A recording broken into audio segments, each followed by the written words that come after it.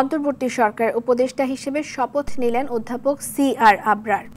বঙ্গভবনে রাষ্ট্রপতি মোহাম্মদ শাহাবুদ্দিন তাকে শপথ বাক্য পাঠ করেন। শিক্ষা মন্ত্রণালয়ের উপদেষ্টা হিসেবে দায়িত্ব পালন করবেন অধ্যাপক আবরার।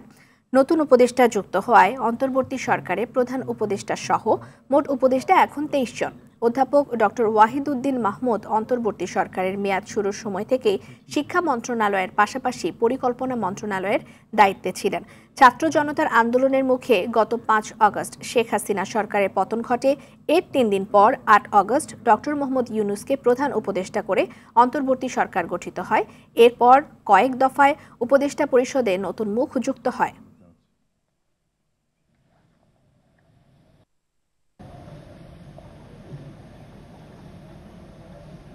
উপদেষ্টাকে অনুরোধ জানাচ্ছি।